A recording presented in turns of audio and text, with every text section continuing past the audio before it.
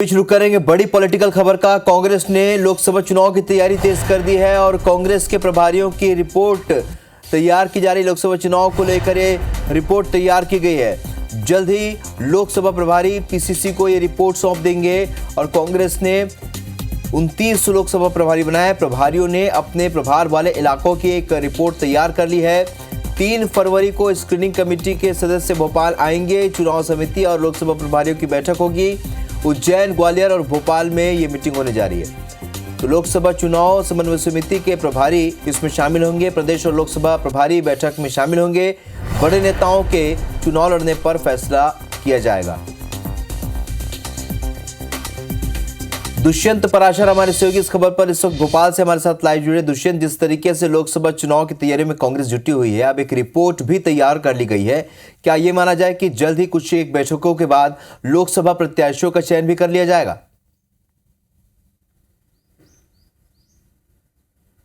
बिल्कुल, देखिए, कांग्रेस पहले ही कह चुकी है कि फरवरी के अंत तक लगभग सभी प्रत्याशियों के नाम जो है वो कांग्रेस घोषित कर देगी और उससे पहले कवायद में कांग्रेस जुट गई है। लोकसभा प्रभारियों की नियुक्ति जो है कुछ दिन पहले की गई थी और जो लोकसभा प्रभारी हैं उन्होंने अपने अपने क्षेत्रों में अपने अपने प्रभार वाले क्षेत्रों में दौरा कर लिया है, बैठकें कर ली हैं और उसी आधार पर जो रिपोर्ट तैयार की गई है उस रिपोर्ट के आधार पर आगामी जो प्रत्याशी हैं उनका चयन किया जाएगा, उनके नामों पर चर्चा की जाएगी। और जो 3 फरवरी को कांग्रेस ने बैठक बुलाई है चुनाव समिति की लोकसभा प्रभारियों की, तो इन बैठकों में लोकसभा प्रभारियों से चर्चा की जाएगी कि आखिर उनके प्रभार वाले लोकसभा क्षेत्र में किस तरीके के हालात हैं और कांग्रेस किस व्यक्ति को अपना चेहरा बनाकर टिकट दे सकती है। इन तमाम सारी बातों पर चर्चा होगी और चुनाव समिति की जब बैठक होगी तो स्क्रीनिंग कमेटी की अध्यक्ष रजनी पाटिल इस बैठक में शामिल होंगी और बैठक में तमाम सारे पदाधिकारियों के साथ में चर्चा भी की जाएगी कि आखिर किस रणनीति के तहत मध्य प्रदेश में लोकसभा चुनाव जो है वो लड़े जाएं,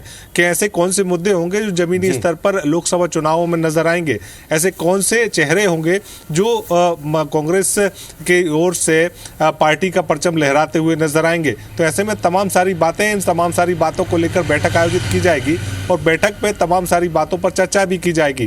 अगर लोकसभा प्रभारियों की बात करें तो लोकसभा प्रभारियों को 31 जनवरी तक का समय दिया गया है। इन दिनों में वो अपनी रिपोर्ट जो है वो पूरी तरीके से तैयार कर लेंगे और जिन लोगों ने रिपोर्ट अब तक तैयार नहीं की है वो भी लगातार कोशिश कर रहे हैं कि अपने प्रभार वाले इलाकों में दौरा करें। हालात रहे टिकट वितरण के बाद जिस तरह की स्थिति बनी थी, कई जगह पर विरोध प्रदर्शन भी हुआ, कांग्रेस के बड़े नेताओं में बयानबाजी भी हुई, तो लोकसभा में इन तमाम बातों का ख्याल रखा जाएगा और जो सीनियर अक्सर दावेदारी कर देते हैं उन्हें लेकर क्या रणनीति बनाई कांग्रेस ने?